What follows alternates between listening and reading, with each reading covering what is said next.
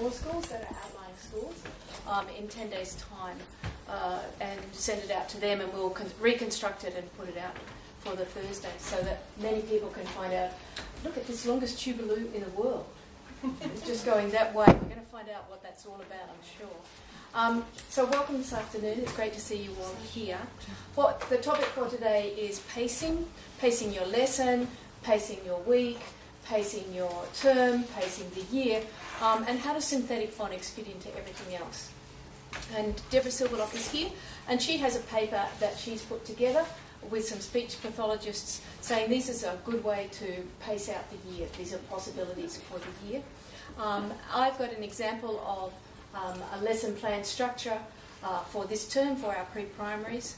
And Lynn has not brought with her today, I don't think, but has an example of how to run synthetic phonics and program for it in the lower school and also across a term, across a week, and across a year, across a whole school. Now, all of that is not available for us to look at today, but these things are possible to do, to actually plan it out that well. The first thing, though, is I need you all to make sure that you've signed on. This is the sign-on sheet. Right behind it is the fruit platter. Okay? It's easy to tell the difference between the two. One is coloured, one is not. I'd really love you to eat the fruit platter, okay? Just pass around, take a piece, pass around. That'd be great. And how we normally start off with is a summary of the chapters of the book, and I'm guessing that most of you have brought a book with you. If you have, bring it out. If you haven't, that's okay. I'm going to hand out some of these examples of summary chapters. So if you'd like to take one and pass it on, please, that'd be great. And I might have one.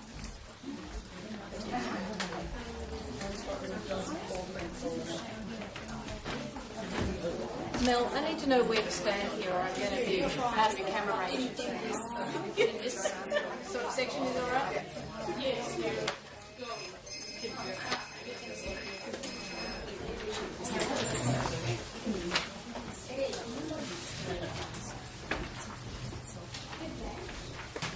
Okay. So chapter 4 is called the phonics landscape. What it does is it gives a summary of what's been happening with phonics through the last 100 or so years, and particularly quite recently. And one of the things that it has on pages 42 to 43 is some definitions, and I think it's really important that we know those definitions quite well. I've deliberately not written them for you, but since you've all got pens with you, you might want to think about these definitions. Are you ready? Let's go. On page 42, the first one is, what's a consonant? Clap your hand if you've got an idea. Go. What's a consonant? Go. You say consonant? Consonant? Yes. So it's any other letter that's not a vowel. Any other letter that's not a vowel, or a vowel is any other letter that's not a consonant? Yes. Can we do anything more with that?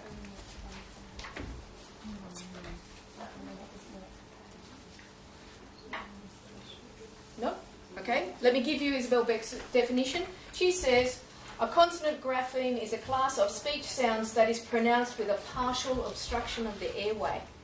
All right? So it means that you're using your mouth to get something to happen there. So in the sound B, what are we using to say with that sound? B?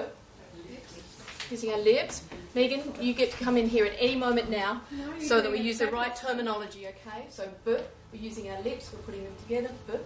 All right? Let's try another one. Let's try T. What's happening with T? Teeth and tongue. T. So where you put your teeth, where you put your tongue on in relation to each other gives you that sound. T. Lena, just stay behind the line, mate. Thank you. See, I told you I needed an instruction for filming. I'm not used to being filmed.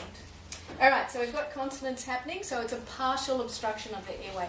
So we need our air to come up from our lungs through our voice box, and then there's something happening with our tongues, our lips, that makes there's a partial obstruction.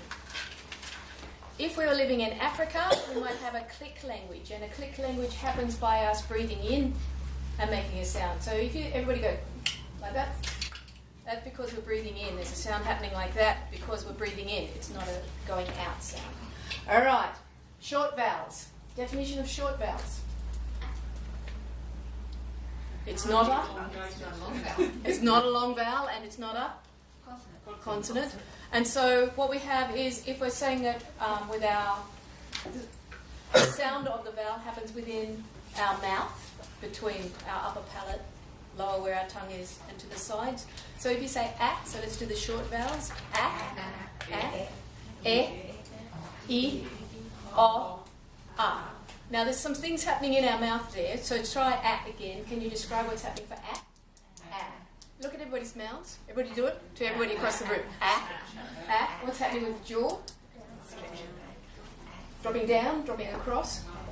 A. Alright. E. What happens with e? E. It's important that you know because you're going to be teaching students how to do this. E. E.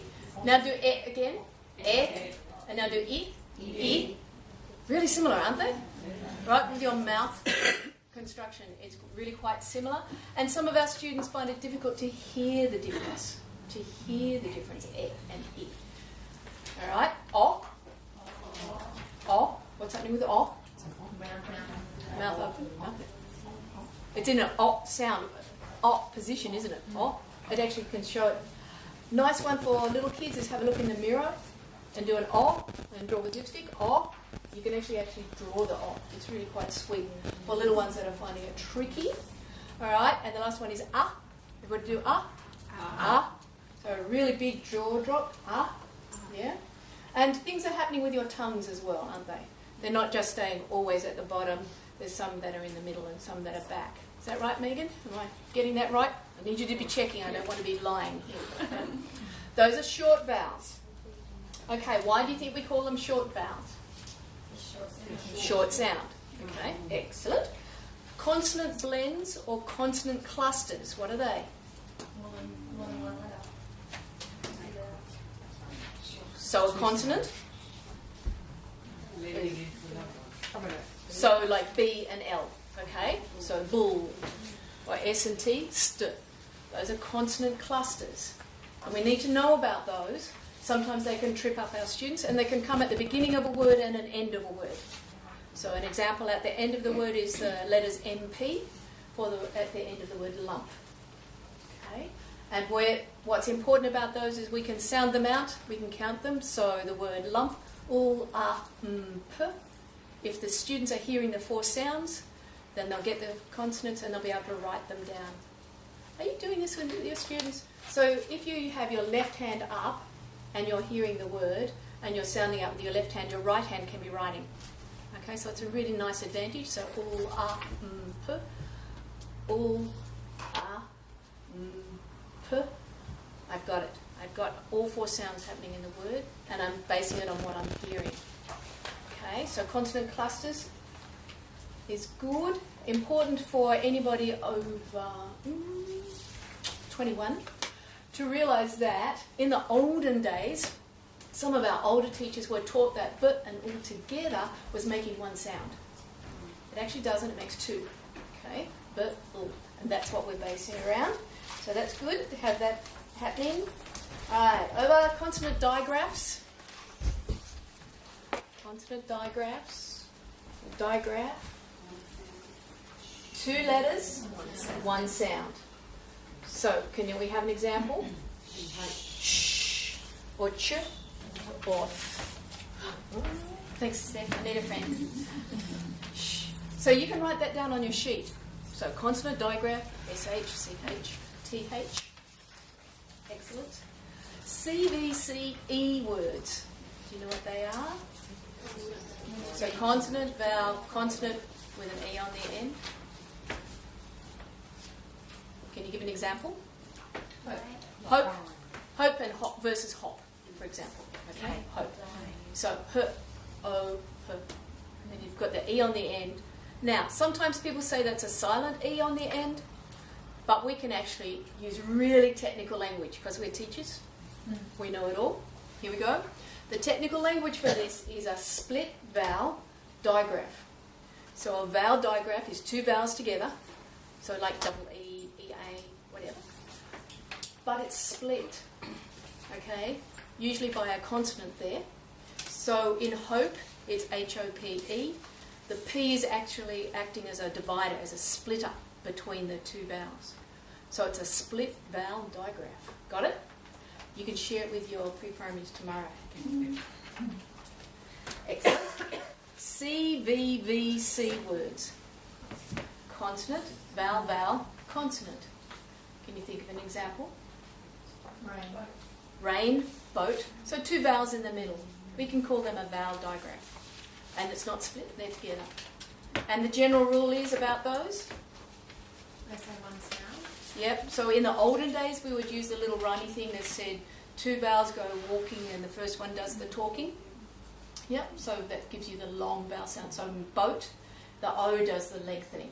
It's that sound that happens. In rain, it's the A that sits in there first, so we follow that one through. Okay, make sense? Excellent. That's good. R controlled vowels. An example of that is the word car. So if we read it out just as we were sounding it out as it's written, we'd go k-a-r, car. Doesn't make sense. Because of the R, it has an effect on the A, and it makes it say that R sound, A-R. Kids love being pirates with that sound. Ah, me hearties. All right, lots of fun stuff you can do with those R control words. Also, E-R, I-R, U-R happens in there. Excellent. And diphthongs. Diphthongs. Diphthongs are words like O-I, O-Y. And if you have a look, it's usually vowel sounds. Always vowel sounds, I think. Always vowel sounds. And so if you say the word, if you just say oi, everybody say oi. Oi. Okay, so you can feel that your lips move. Oi. So it's a vowel sound. Notice in the word toy that the Y is operating as a vowel there. Okay, there's our definitions. Wait, sorry. What's Yep. the difference between a vowel, digraph, and diphthong? Because Kath and I had many discussions about that. Okay, so a vowel digraph, it says there's one sound. So E, Oh, okay. A. That makes sense. Whereas a diphthong changes. There's less diphthongs than the vowel digraphs. All right, easy. Thank you. All right, so there's some definitions. All right, irregular high-frequency words. Oh, sequencing of sounds. Sequencing of sounds is important. Sometimes the temptation is to skip between different people's packages. So, Dandelion readers, Isabel Beck, Fitzroy readers, da-da-da-da-da-da-da. You need to decide on one being the kingpin in your school and in your classrooms so that you don't skip out on sounds, that you actually cover them all. That's quite important. And irregular high-frequency words on page 51. I'm going to let you read that through. This is a tad controversial. What irregular high words do we have? High frequency words do we have? And how should we be teaching? Just read it through yourself.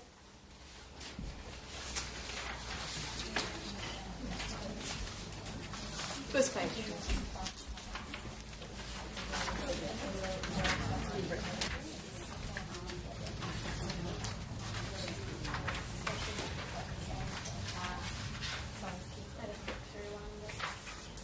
Okay.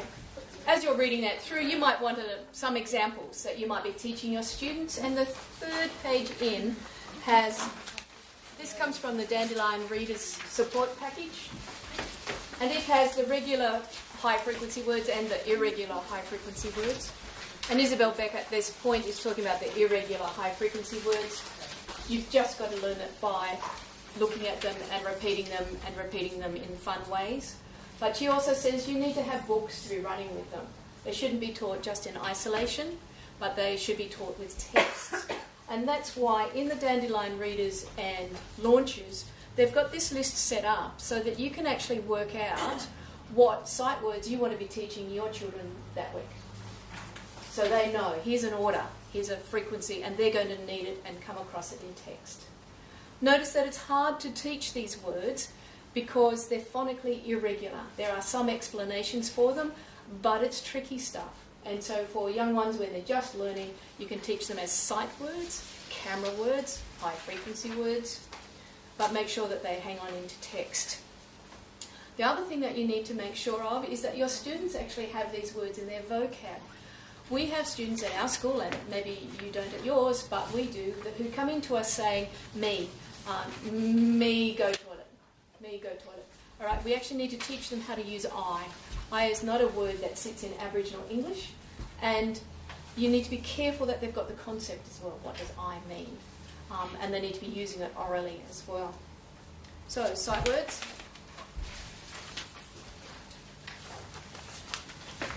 Let me go back to my page 1. That's chapter 4. When you go home and you have a look at your chapter, feel free to have a look at that. And if you're thinking, how can I teach a high frequency word? There's a method for you there. Chapter 5, teaching children the sounds that letters represent. Learning letter names is on page 54. Some people have got their books with them, I can see. That's good. And there's 3 principles for teaching these letter sound correspondences. You need to make sure the sequence is adapted for teaching letter sound relationships enables several words to be read with a handful of correspondences. We've already learned that, haven't we? That if you have 6 sounds, there's various combinations that you can do and get various words. So you can get Pam and Sam and Tim and Tam if you're using the Dandelion readers and launchers. You can get Pat, Tip, and Pit Pat if you're using the Pocket Rockets. You also need to watch out that you target all your graphemes in all positions in which it's found in words, and that's where we use the word pockets. So we teach them that s is at the front and in the middle and at the end. That at is at the beginning and in the middle. At. If a child comes up with a word that starts with at but says a different sound, can we think of one? Swan. Sorry? Swan. Okay, swan. They've noticed the word swan. It's sitting in the classroom or in the newspaper or something, and it says something different. Deal with it on the spot. So this is swan. This is how we write it, and it's an irregular word, or it's a word that's a bit different. We'll come to that later, but you're right. It does have an at there, but we're listening for the sound. We want the sound at. So another word that we might find is cat, or sat, or whatever. So deal with it. It's fine. They're observing words around them, and then keep moving on. Number 3, you can see that there's a study there that was done in America which found that the students that were poor readers later on, not just beginner readers, but later on, 70% of them had first graphemes, 54% had finals, and 40% found those vowels in the middle tricky. Okay? And you can understand that if they're getting confused with how to say it. Okay, the e, or being tricky to say. And number 3, the phonemic awareness is built into the specific letter sound correspondence being taught. And it can be enhanced using the use of printed letter cards. There's a lesson sequence for teaching, so the consonant letter sounds, lesson sequence for short vowels, introducing long vowels. They're already in the book. You don't have to think about it. Okay, this is the first time I've had teachers have said, this is the first time I've ever taught CVCE words. It's not usually in the pre-primary syllabus. Well, how do I do it? What do I do? It's already sitting in the book for you. All right, chapter 6, blending.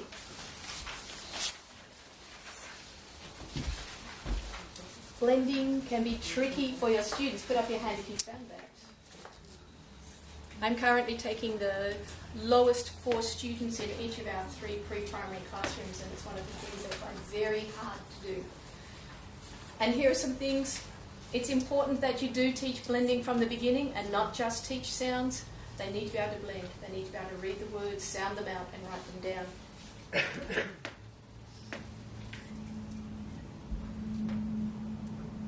Number 1 just makes a point by itself. And number 2, it can be quite difficult for young readers to get the hang of it. Sometimes it's short-term memory problems, that they actually can't remember it and hold on. There's things called successive blending. Now that's when we go, so imagine I'm writing on a board. So when we're doing k, a, t, and we're teaching them to blend it together, we're going to go k, a, t, and then we're going to go ka, t, and then we're going to go cat. That's called successive blending. Okay? We want our students to be able to do that, and it's one of the things that the word pockets really emphasise and really bring together. Successive blending. Over the page. Here's some bonuses. Deb, you've got 2.5 minutes till it's your turn, okay? Right, take your time. You ready? Okay. So this is the Dandelion Readers and Launches. This is how they fit together on this page. And notice it tells you the phonic progression, it tells you the high frequency words and the irregular and irregular ones. So that gives you some idea to follow through with. And the last 2 pages, this is a sheet that Deborah's come up with. This is the order that Isabel Beck teaches the sounds, suggests for teaching the sounds. And Deb's made up this little piece of paper, which you can use in a whole stack of ways. You can create your own bingo, you can create your own placemats, you can use it as a marking sheet. I've chosen to use it as a marking sheet. I've set myself and my students a goal of learning the first 6 sounds and being able to blend the first 6 sounds. So when I meet with them on a testing day in particular, I'll go across and just listen to them, and yep, they've got it, and I put it at the end, and I put stars and stickers and things like that across it. And then I know when I'm teaching with them which sounds they need. Deborah's talked about it being sitting on a child's desk, and as you go past, you just ask them, what's this, what's this, what's this, what's this? Because the more times you get a practice in a single day, the better for the student. So that's pretty nifty. And on the back, I made it smaller, because I was starting to think about putting together bingo games and counters on the letters and counters on the letters and so on and so forth. So I was just making it smaller there. But those are for you to play with. By the end of this session, we'll pass this across to Mel, an electronic copy, and she'll put it up on the Connect site. So then you can have an electronic access. All right, all yours, Deb. Thanks very much. Do you want me to hand out these ones? Stand great, thank you. Do I have to stand behind the line as well? Yes, please. Very good. Even though it's shorter. Hi everyone, thanks for coming again. I'm just amazed at how many people turn up to these, and I must thank the girls driving all the way from Mullowa today. Coming in. Yeah, well done. Yeah, the one thing before I even go into the patient guide is just a reminder of our pronunciation when we're actually teaching the phonemes to our children. Remember when we're doing the t, instead of going t, we've got to go t, t, t, and putting our hands up, and instead of going p, p, p, we're going and not h, h, h. Shall we practice? So put your hand up to your mouth and let's do the P. Make the sound. Now make the H sound. And the T. So you can hear the difference between T and P and H. But you might think it's sort of funny putting that schwa on now, but let me tell you, they go and write it when they start to transfer from the oral to the written, and they hear T, I, Some of them will put TU or TA because they hear the T-A sound. So that's just a bit of a trick for us to remember when we're trying to project our voices across the classroom and there's a bit of noise happening, we often will put that schwa on. Just be careful. I didn't do this, but thank you for giving me the credit. I love the credit. But it was developed at our Language Development Centre with a speech pathologist who's a teacher as well, and she's in a Year 1 class. And what I just like to say here is if the children at LDC can get up to speed by the end of Year 1, then anyone can get up to speed. Because I'm telling you right now, some of those children are very, very impaired, and we do have a very big push at the LDC now with synthetic phonics. So much so that when you turn over to the first page, you'll see it's got kindergarten at the top here, and it's got the whole alphabet there. That's not alphabet matching a sound to a phoneme to a grapheme. That's oral. So unpacking it orally. Just want to put that out there. It's not about writing in kindy in our LDC. We have enough trouble with them to actually understand what their name is. But it's exposing them over the year to the entire alphabet so they actually hear that phoneme constantly throughout the year. Then it goes into pre-primary, and yes, we're starting from day 1 in pre-primary, mapping the phoneme to a grapheme. So we're expecting them to unpack it. Now, this is not unpacked in the Isabel Beck order because our LDC started off doing it with letters and sounds before they made an Isabel Beck link. But what her name is Chris Forza, has done is given you all the orders for all the books that we have in our LDC. So you may have books in your school that are listed here, the Dandelion Readers, obviously, Oxford Floppy Phonics from Oxford Press, Isabel Beck, and I must just say, can you just correct that on the Isabel Beck order? She's put an N there, and it should be an I on that list there. So, just for your reference. And what she's done is stepped it out term by term and given the teachers a very explicit unpacking of the alphabet for pre-primary, going into the consonant digraphs that Wendy mentioned. Right. Can you just, what was that correction? See the term 1, and it's got common order, and then it's got Beck, and then there are all the letters unpacked. She's got an N, and it should be an I. See Beck, term 1, pre-primary, Beck. Yeah. On that very first, on the cover page. No. The very first page. Oh, yeah, yeah. Oh, yeah, yes. Yeah. Yeah. So you've got the lovely booklet, and I've just got mine page by page. That's Yes, exactly. That was a bit of a trick. Yeah. Okay. And then it does say here, down the very bottom on term 4, this is for pre-primary, you may use your professional judgment. So this is that LDC, remember, where they're coming from. You may use your professional judgment to decide to teach digraphs such as sh, and before Z and X, which is what we're recommending, and that's what Isabel Beck's recommending as well. Even though the placemat has the Q and the X on the end, I've done that because of the alphabet. You can use it for kindy as well. There will be a digraph placemat coming up very shortly, so soon. I've just finished the critical learning file. Yes. So everything else is going to be phonics from now on. And at the bottom, we've put down there the 25 most common words in print to teach as far as the high frequency words. Before they get to the end of their alphabet or till they get to the digraph, you'll need to teach some of these words, as Wendy said, the I. And then, of course, as you unpack different books, you'll have to be using your, again, professional judgment on what words you need to be teaching that are high frequency words. Not that they're not decodable, they just haven't learnt that code yet. Then going over to year 1, you will see that they have repeated the alphabet again, because our children tend to lose a lot of information over the school holidays. Everything sometimes, and we often have to start again. Now, I know that from the children in many areas in WA, they may not be in the Midwest, they may be somewhere else, and they may come to the Midwest and not have had any of that pre-learning in pre-primary. So it's up to you again. If they're already past this, then go straight into the progression that Isabel Beck's doing.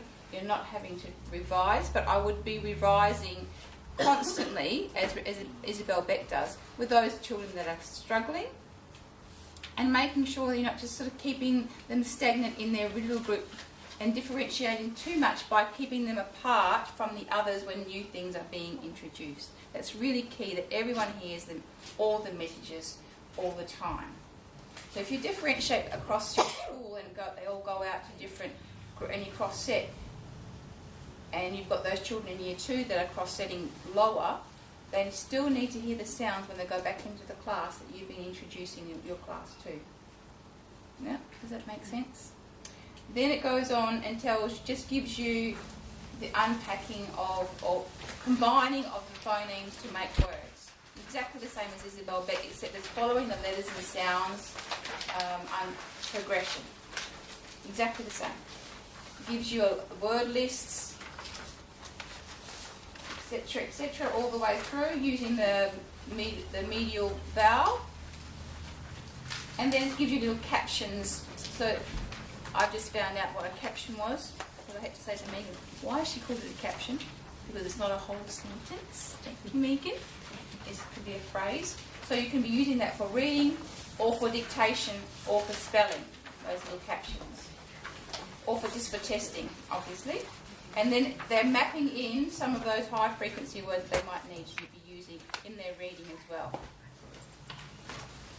Then it just unpacks all the way through up until the consonant digraphs. Then it starts giving you lists for voiced and voiceless consonant digraphs.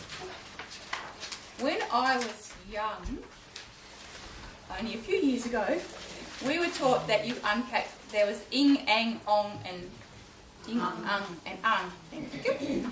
And I have since learnt that it's and then you're mapping in the vowel. You don't teach all the ing and all the ang and all the ong and all the you teach and then you put in the vowels. Yeah? Is anyone else with me on that one? We went to teach ing, ang, and we also taught all as a sound. Since then, that's not quite true either. Then it goes into sentences with combinations of the consonant digraphs and the vowel digraphs together. And at the very end, just gives you some lists. But it's just really a pacing guide for the whole centre to keep everyone on track, so everyone knows where they're going and what they should be doing. They've also come up with some sentences to map into their themes that they're doing in the pre-primary and year 1. That's really what that's about. Any questions? There you go. Thank you very much. This will go onto the website, I think. So I'll send it through and we'll put it on the website. Particularly if you're leaving the Midwest and you're going to another school and they're using letters and sounds, this will really help you. But it's exactly the same principle. We're unpacking exactly the same way. We use the same Isabel Beck principles with the pocket and with the segmenting and blending, exactly the same, just in a different order. Did anyone miss out? There's a spare one here.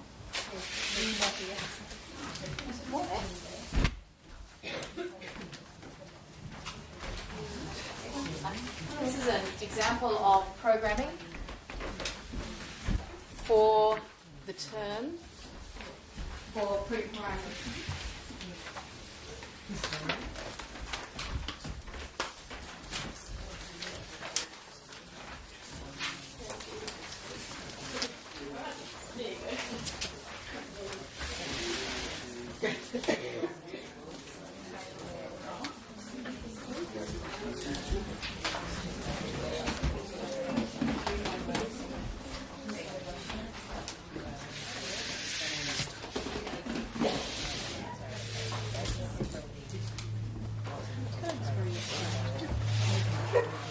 Alright, so on this piece of paper you can see various things trying to come together here. So this is one term's worth of programming. So week 1 to 11 for this term, and then the lessons. And one of the things that our school has struggled with is how many lessons is reasonable to be expecting teachers to be teaching. And at the moment for this term, as you can see, we're trying 3 lessons a week. I know that there are schools that are doing 5 lessons a week. And I also know that there are schools that got, by the end of the year with their pre-primaries, they were in the last H sounds happening in their pre-primaries at the end of last year. So it is possible to move fast and quickly. And then after writing down the lessons, then we've got the sounds, the high frequency decodable words, so the teachers to know to make sure that the students can be reading those, combining those, blending those together. Indeed, even perhaps writing them down. Then here's your high frequency irregular ones. And then test words on Friday. These are the words that the pre-primaries are expected to read on Friday. And all of them are expected to read these words and sound them out.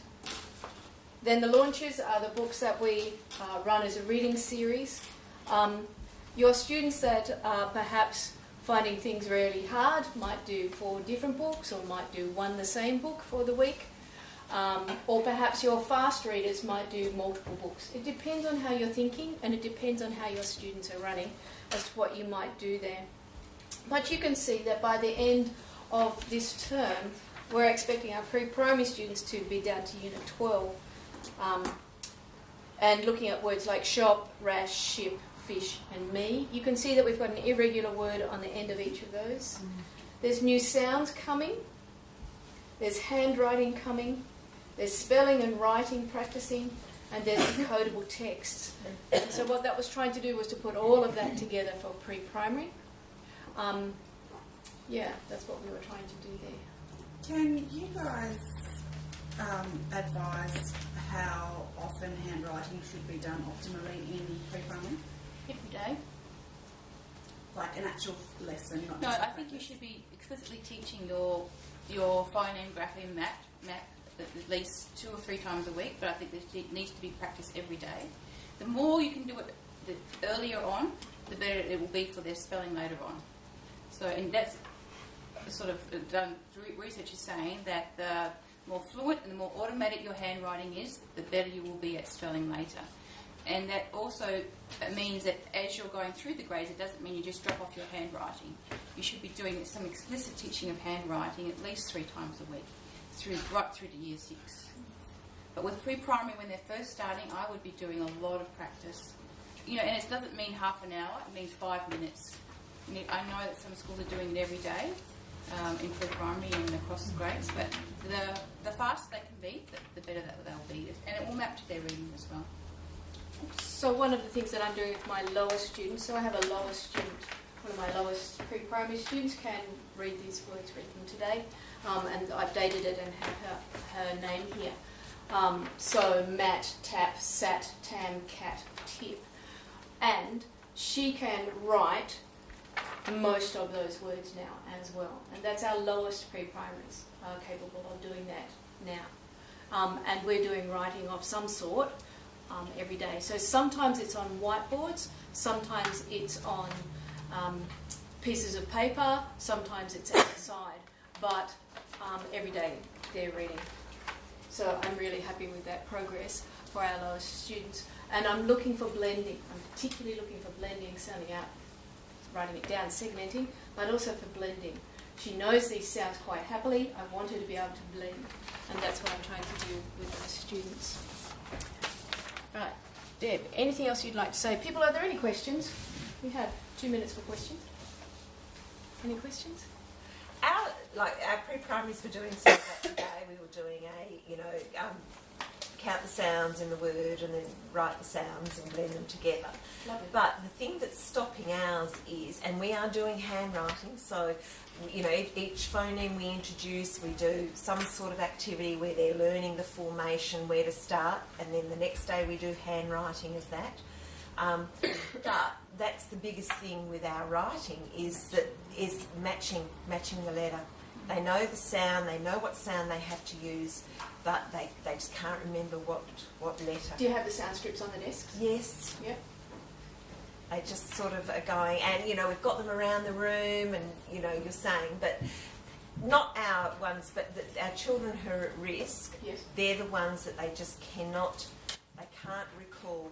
Even, there was even a phoneme we'd done last week, and I was saying to this little girl today, come on, we did this last week, remember? And, no.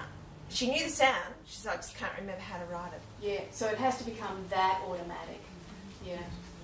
One of the things that Isabel Beck suggests is that when you're teaching them how to write, so for example, I do, for the letter M, it's let's write it. We're going to do a river coming down a mountain, mountain, and then we say the sound at the end.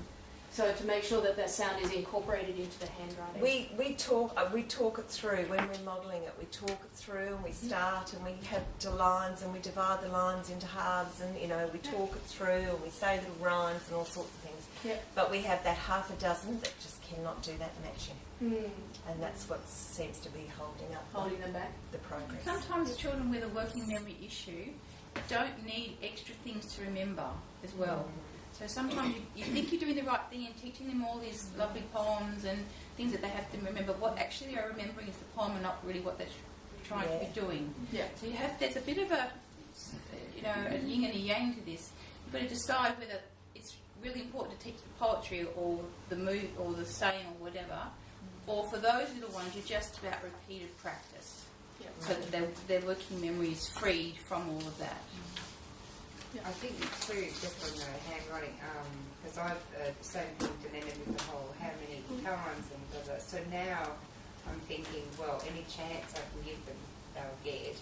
And today I told my lowest group that I'm upping the ante. I don't want you don't start certain letters at the bottom, but this is how they're done. And I modelled all of those. And so, and that they all went, rubbed it out and started again, as you know, and that's, I think, the expectation sometimes too I as agree. teachers. You know, if you're seeing a child starting from the bottom to do a T, no, we don't start there. So, you know, that incidental teaching, I suppose. I totally agree. I think every lesson's a teaching lesson. I think sometimes we're doing, in our head we're doing synthetic phonics, we're not going to worry about the handwriting. But if you see your child doing them all back to front, you have to stop them and do it correctly, because all they're doing then is just reinforcing it to themselves. I mean, they'll often mirror right, that's a different thing, but like, you know, the formation is just, you know, when we do a T, we go to the top, you know, and a lot of kids at pre-primary will always start at the bottom, or they'll do an A, they'll do a circle, and then they'll put the bit on the end. You know, it's all in one motion, you know. Looks like a kite half the time. Yeah. Great big long tail on it. Yes. Yeah, there are some great handwriting things out there, so we can maybe address that, and I could do that, some stuff with handwriting another time. Another time. Excellent. So I'm hoping that that's helped you out with about pacing synthetic phonics. So pacing it across a term, you've got an example of. You don't have to follow exactly that example. That may not be where your students are at, but it's to give you an idea of how to set it out and how to interlink the book that they need to be reading with their writing, with their high frequency words, and with the books that they're reading.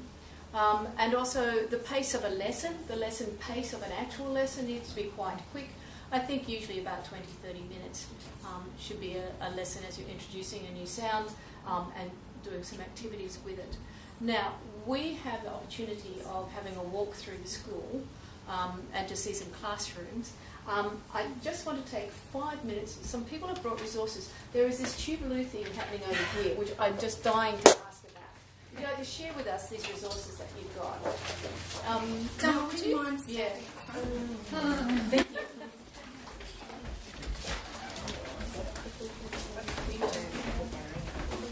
I think it's the tall people.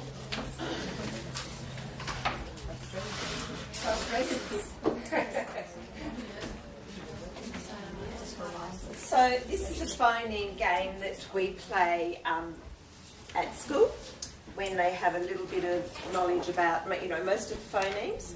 Although we will use it, you know, probably start using it anytime soon. It has uppercase graphemes and lowercase, and there is one either side. And the students have that. They have counters. They have a little collection of counters each. Chris, come on. And it's a whispering megaphonic phone. Now, I've got the small ones, but they just like doing this. So they're sitting at the desk, and the desk is wide enough that this rests on the desk too while they're doing it. And so I whisper. And just she can hear it. And then she gets the counter and I get my counter. So we both have a little container of counters and we cover the letter. And then she would give me one.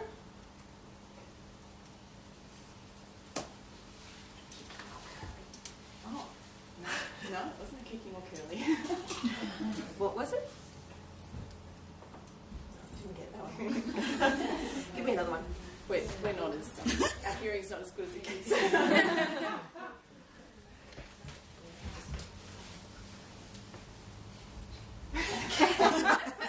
Okay, got that one. Got it now? Yep.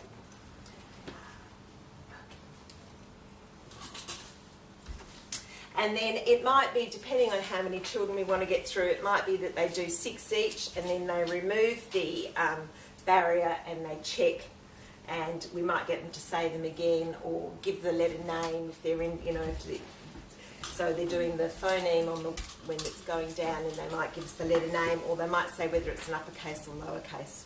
It just depends on how we use it.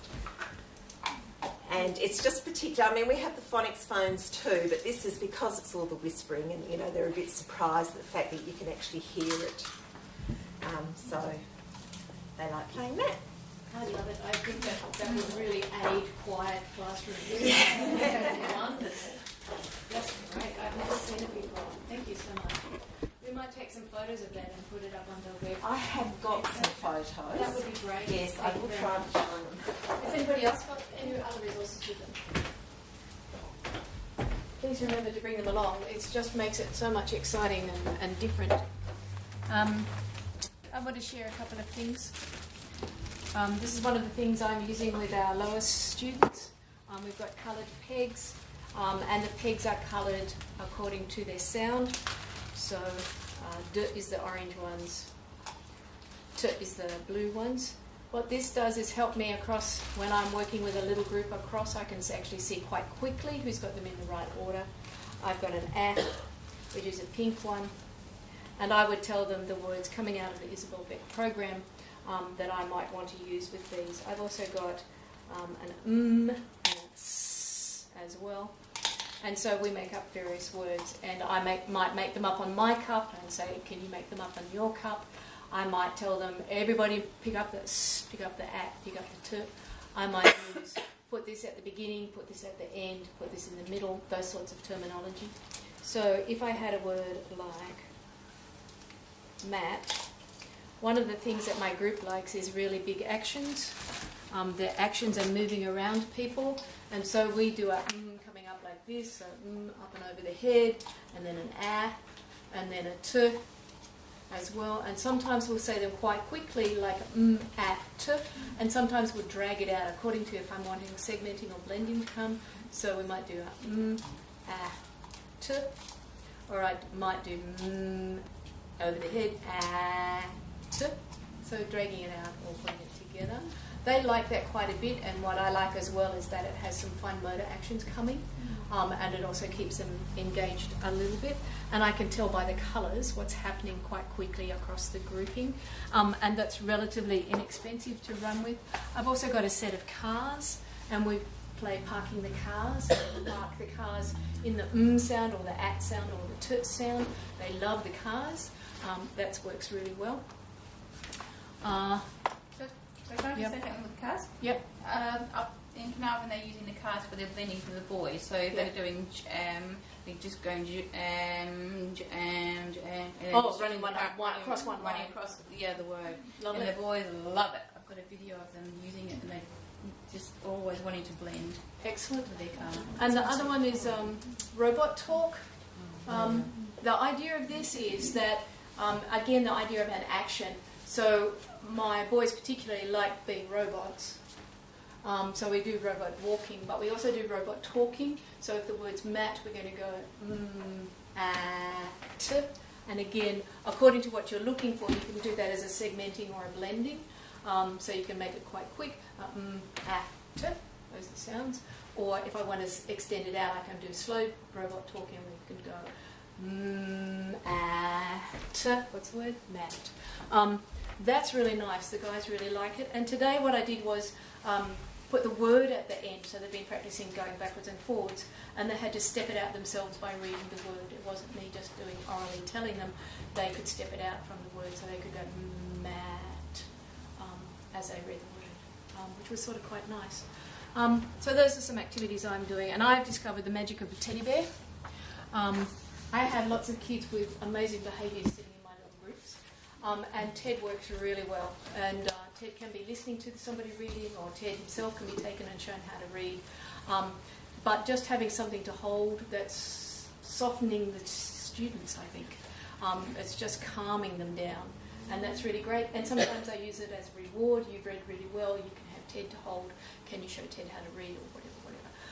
But TED has been quite crucial to working with these small little groups who find it very difficult to concentrate on things. But that's my little tricks for the moment. Are you okay now to have a look through this school and have a look at... Now, what classrooms are going to be open for us? Probably 1 and 2 would be easier because they're closer. 1s and 2s? Excellent. Excellent. And people, as we go, I want to remind you that next term we'll be meeting in week 4 on Monday. And so I don't have that date off the top of my head, but week 4 on the Monday is going to be our next meeting time. And the school that we're doing backwards alphabetical order. So we had Wandina, we had Wogokine. Yeah. Do you do anything to help out with planning, like teaching older kids phonics, like I'm taking 3 to 6 group of kids, lower kids, but I'm struggling to keep them engaged, especially with doing those The folders and the treasure folders, chest? because I think that especially with Year 6 boys who have behavioural issues. Sure. Sorry, what school are you from? I'm at Wongi. Okay, what you need to do is come and talk to Chad Barnes, Yeah. because what happened was he was a Year 2 teacher for a while, and now he's a Year 6 teacher, and he adapted all of this for his Year 6s, Yeah. and that's worked really well. So you could come and talk with him, if that's okay with your school staff, and book in. And the way to do that is to contact Jackie Quartermain, who's our principal, and then she would coordinate with myself and Steph Gadik, who's here, is our deputy principal. And Chad himself is also sitting at deputy principal now. So between us, we'd work out a time that would be suitable and for you to come and observe. One of the main things is that instead of using the folders at a Year 6 level, what we do is some sheets that Deborah Silverlock's made up for us. That means that the students can be taught through segmenting, blending, and what Chad does is to set up a different routine, same routine each day, but a different resource is being used. So on this days it might be sound nest, and this day it might be sounds in my head, and this days it might be something, but it keeps the same routine.